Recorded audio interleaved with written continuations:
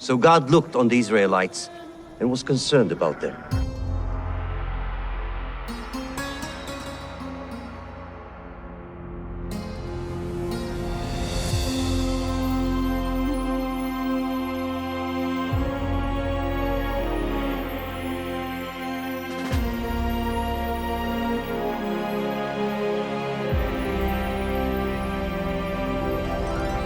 Few objects hold as much religious significance as the Ark of the Covenant.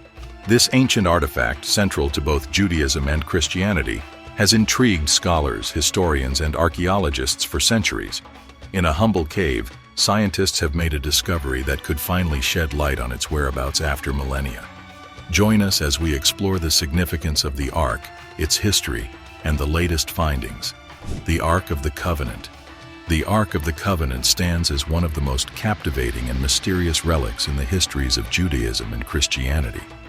Crafted from wood and adorned with gold, it houses the 2 stone tablets bearing the 10 Commandments, bestowed upon Moses by God on Mount Sinai. According to the Bible, the Ark also contains a pot of manna and Aaron's rod.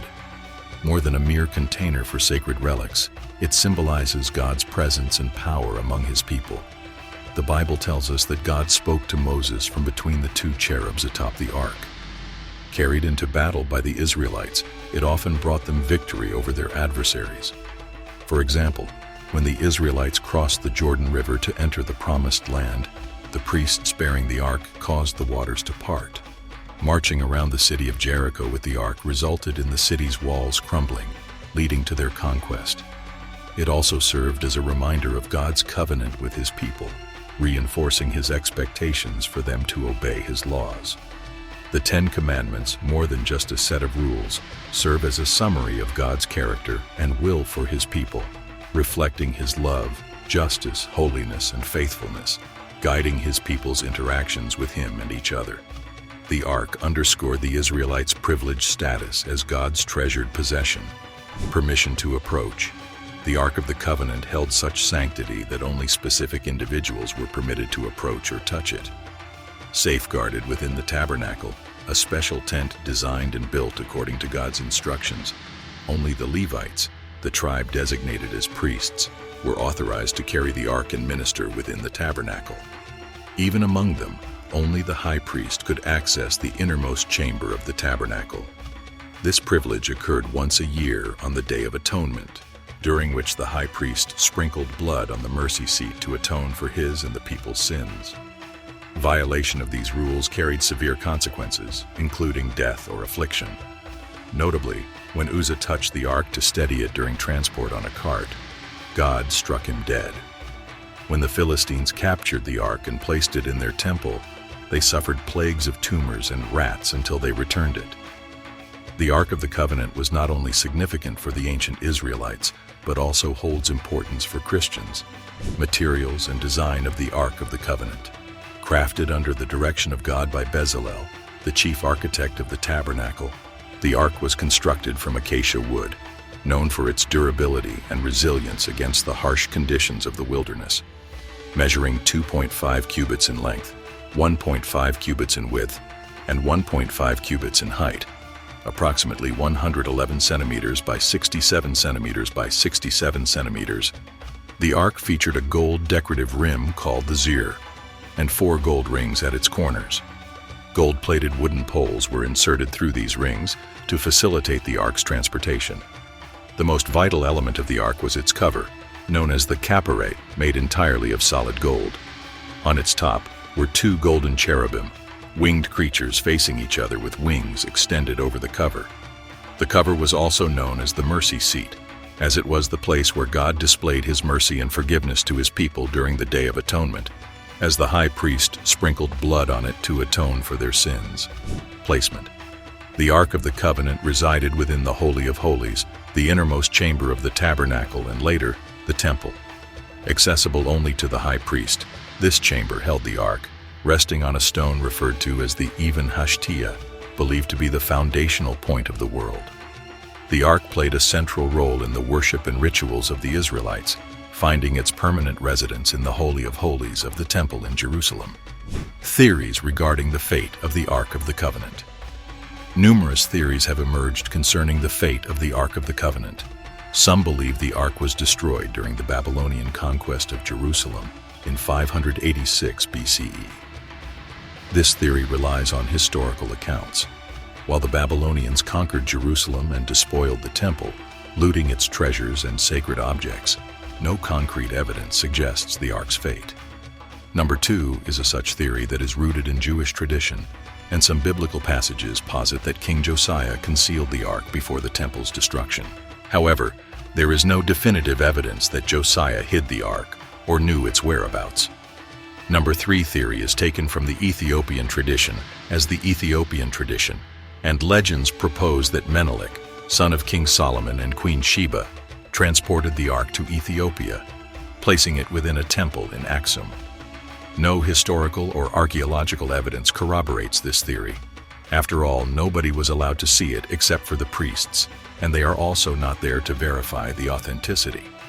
Some conspiracy theories and fiction purport that the Knights Templar was a secret society that discovered the location of the Ark in Jerusalem and transported it to France for safekeeping. However, there is no historical or documentary evidence that the Knights Templar ever had anything to do with the Ark or knew where it was.